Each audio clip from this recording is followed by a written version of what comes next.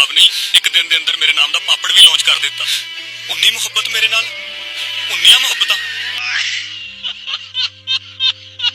वो कहती रही अमेरी मेरे साथ निकाह कर लो। अमेरी कहता रहा मेरे पास सरमाया होता तो 2 साल पहले कर लेता। हाय गुर्बत तेरी सैन को यहाँ। वो पढ़ दिया 13वीं च ते मैं हले 8वीं विच ही पढ़दा। मैरी तू निकाह क्यों नहीं कर? दोस्तों इस वक्त सोशल मीडिया पर एक ही वीडियो वायरल है जो कि 7 मिनट 11 सेकंड की है। इसी वीडियो के सोशल मीडिया पर चर्चे ही चर्चे हैं। नहीं यकीन तो देखिए इस बंदे ने टिकटॉक पर जाकर ट्रेंडिंग साउंड सर्च किया, लेकिन देखिए ट्रेंडिंग में क्या चल रहा है। मैं ना टिकटॉक ते ट्रेंडिंग साउंड सर्च कर रहा सा। ए वेखो ट्रेंडिंग ते क्या चल रहा है। मैं अपनी होशे च गल करनी है कि मैं मैरी दे नाल दुनिया नू मारन ते रही हां। दुनिया मर जाए। मैं चंडा नहीं अपने मुंह ते मारिया। जेड़ा उमेरी ने साउंड चलाया सी ओदी आवाज तानू कट के दिखा रहा हूं। बल्ले उमेरी क्या बता दे। चीनी पत्ती चा मैरी दिता ही कम पा रगड़ छड़िया ओने विच अपना भरा। अरे की लाए ओनू दा। वाह मैरी वाह। क्यों ऊंचे पेड़ पे बैठ के बुलबुल ने दी सदा। मैरी तू बस विच पा, एक बार विच पा के दो।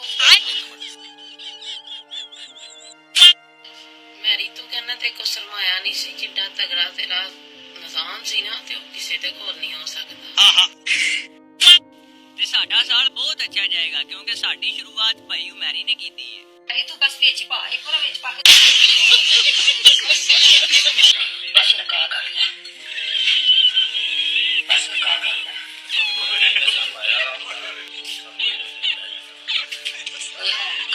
सब क्या देखना पड़ रहा है।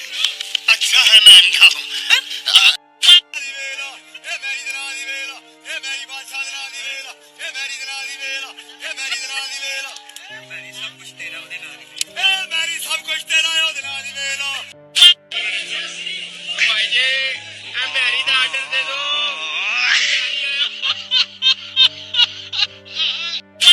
चौधरी प्यार हमेशा सच्चा होता है।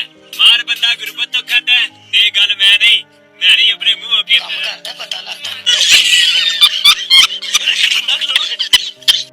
ताजी शेर लिखे है कि करनिया प्यार बोता पर कहन नू मैं जगदी। करनिया प्यार बोता पर कहन नू मैं जगदी। मैं मैरी तो ते मैरी दे रोमांस तो नहीं रह सकदी। आप उमेरी के बारे में क्या कुछ जानते हैं, जरा बताएं। उमेरी मुसलमान हो जा, इंसान बन जा, ठीक है वो तेरा हाथा है, लेकिन जितू तो ऐसा वेख्या वो खुला खाता। गैस करो सर 2026 पहले चढ़े है कि मैरी? जिन्हें सही जवाब दिता 1 लाख रुपया। एक ना यार पहले ही दिमाग खराब रहता है, उतो आ सुनना पै रहा है। मैरी तू एक बारी विच पा। मैरी ने एक गल ते साबित कर दिती है कि बंदे कोल पैसा नहीं, बंदे दा बंदा होना भी जरूरी है। हेलो मैरी बोलना यारो, अपने हकीम दा नंबर सेंड करी। मैं भी दवाई लानी है। अच्छा जल्दी करी, जल्दी हुणे करी। आयो रे मां। इंडिया दे मुकाबले दे विच उमेरी एक ऐसा प्यारा आजाद कीता सी। 19 मिनट प्रवास ते नहीं कर सकिया, लेकिन 7 मिनटां दे विच सारियां चौकियां तबाह कर गया। जी आ शेर दे आ बच्चिया। काम करता पता। ਅਸੀਂ 4-5 ਸਾਲ ਤੇ ਲੱਗੇ ਆ ਤੇ ਇਹਨੇ ਵਾਇਰਲ ਨਹੀਂ ਹੋਏ ਤੇ ਮੈਰੀ 7 ਮਿੰਟਾਂ ਚ ਢੋਲੇ ਪਾ ਗਿਆ। ਲੱਗਦਾ ਜੱਟਾ 2026 ਚ ਟੋਟਾ ਛੱਡਣਾ ਹੀ ਪੈਣਾ। ਅੱਜ ਤੱਕ ਗੁਰਬਤ ਨੇ ਸਾਡੀ ਮਾਰੀ ਹੈ। ਬਾਕੀ ਫਿਰ ਜਿਹੜੀ ਗੁਰਬਤ ਦੀ ਮੈਰੀ ਨੇ ਮਾਰੀ ਹੈ ਨਾ, ਗੁਰਬਤ ਦਾ ਲੱਕ ਤੋੜ ਕੇ ਰੱਖ ਦਿੱਤਾ। ਆ ਗੁਰਬਤ ਤੇਰੀ ਸੈਰ ਕੀਆ। ਆ ਗਈ ਮਾਲ ਆ ਗਿਆ।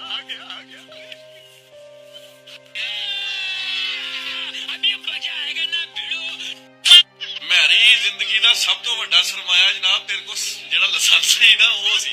ਤੂੰ ਆਨਾ ਮੇਰੇ ਕੋਲ ਸਰਮਾਇਆ ਕੋਈ ਨਹੀਂ ਜਨਾਬ। ਜਿੱਡਾ ਤਗੜਾ ਕਰਾਲੀ ਸੜ ਤੁਸੀਂ ਚੁੱਕੀ ਫਿਰਦੇ ਹੋ ਇਹਦੇ ਉੱਤੇ ਤੇ ਜਨਾਨੀਆਂ ਆਪਣੇ ਮਕਾਨ ਕੀ ਪੂਰੇ ਪੂਰੇ ਹੱਥ ਤੇ ਪੂਰਾ ਪੂਰਾ ਖਾਨਦਾਨ ਮਾਰ ਦਿੰਦੀਆਂ।